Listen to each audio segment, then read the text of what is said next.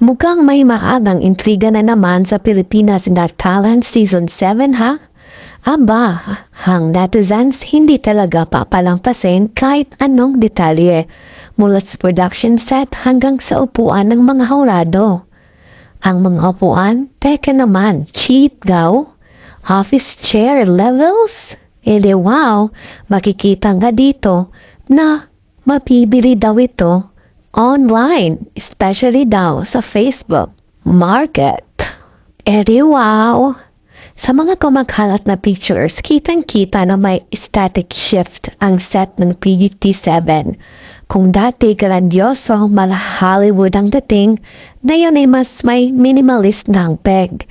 Pero ang tanong, ibig bang sabihin nito ay wala ng quality ang show? Kung performance naman talaga ang labanan, diba? Siyempre, hindi mawawala ang comparison. May mga kapuso fans na nagsasabing mas bongga at sosyal ang set ng The Clash, The Voice Kids at Battle of the Judges. Pero teka, hindi naman set ang nagpapasikat ng isang talent show, kundi ang mismong talento ng mga contestants. Eka na, kahit pa entablado ng barangay palabas, kung world class ang talent, talong-talo pa rin ang iba. Kayo ba mas importante sa inyo ang set o ang quality ng performances? Comment down below. Budget cut, cross-cutting, no franchise, so what? Oo, hindi na tulad ng dati ang ABS-CBN, pero hindi rin naman ibig sabihin na wala ng laban. Kung may isang bagay na hindi pwedeng burahin sa network na ito, yun ay ang pagiging supreme at number one sa entertainment industry. Kahit pa may mga challenges, nakukuha pa rin nilang mag-produce ng quality content. At patunayan na sila pa rin ang pinaka-aabangang content creator ng bansa. At speaking of quality, hello, sino-sino ba ang mga bagong judges? Ito lang naman. Catherine Bernardo, Certified Box Office Queen. 1.6 billion lang naman ang kinita ng pelikula niya. Donnie Pangilinan, heartthrob at paborito ng Gen Z at Millennials.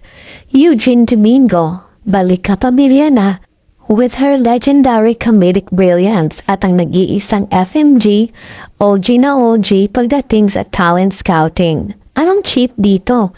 I-line up pa lang ng judges, bigati na. Kung usapang talent show, sino ba ang nagpasikat ng tawag ng tanghalan? Star in a Million, Showtime at PGT mismo. Walang iba kundi ang ABS-CBN. Kahit pa may mga pagbabago, sila may formula at legacy sa paghanap ng world-class Pinoy talent. Baka naman may game-changing twist on show na ito na hindi pa natin alam. Malay natin may international level surprises o bigla tayong gulatin ng mga never-before-seen acts na magpapasabog sa internet. Kaya mga kapamilya at kapuso, chill lang muna bago tayo magpaka-judger. Antayin na lang natin ang simula ng bagong season.